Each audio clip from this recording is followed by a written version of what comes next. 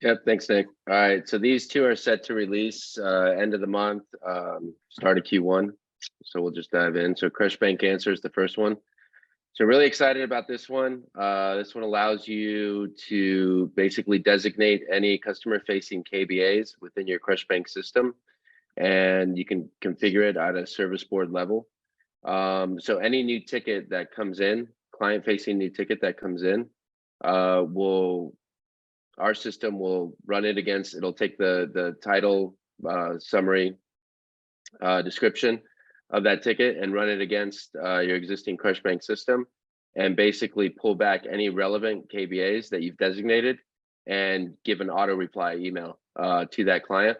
So the whole goal here is to cut down on number of tickets and also help resolve the tickets faster, right? Before the technician even has to view the ticket, hopefully the KBAs that you designate will give the client enough information to where they can auto resolve the ticket on their own. As far as selecting the documents, there'll be two options. Oh, sorry, Ben, go on. I was gonna say just for selecting the KBAs, you'll be able to select filters. So like if you have a SharePoint collection that you want to use, you can designate that. If you have, like for ConnectWise, if you're using KBAs, you can designate the KBA document type within ConnectWise as a ticket, and you can also individually choose selected documents for your KBAs as well.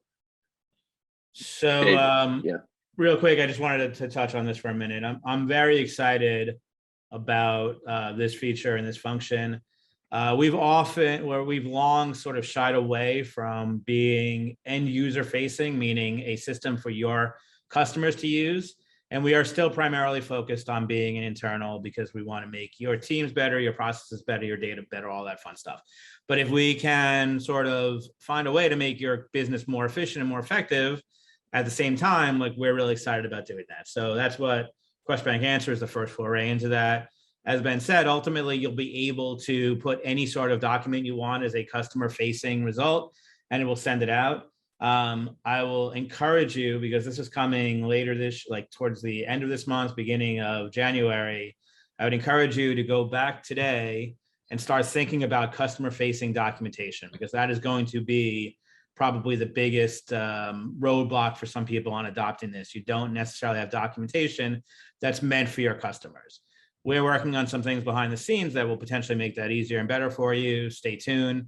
But for now, I would encourage you to start thinking about the 8 to 10 types of questions that you can put together documentation for. So really simple things like, how do I set up my email on a mobile device?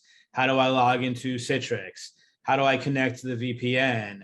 How do I check my voicemail? Like, look through your tickets for the things that are real simple answers that are repeatable, that you think, and again, it's on a per client basis, because these will be filtered based on the client that's sending the ticket in. So start thinking about that documentation and tasking someone with writing it. I'm telling you, the upfront investment in putting together a bunch of that documentation will pay off in waves, because not only, again, will it enable features like this, but I highly encourage end user facing documentation as a good way to onboard new employees as well. If the way I think of it is, it's simple enough that an end user can do it, then anyone you hire can do it as well. So just like kind of think of that as the foundation for building this documentation.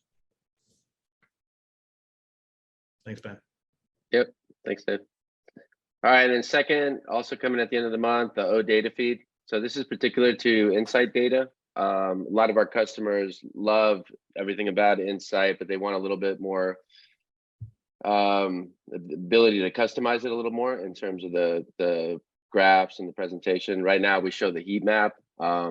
So they've wanted different ways to do that. So we're going to be releasing an O data feed that basically you can plug into any of your third-party reporting systems, whether it's Power BI, Tableau, Looker, anything that you're using on the other end. And it's just a raw data feed that you can get the same insight data that you see here in CrushBank, and then you can put it into your own system and then customize it accordingly.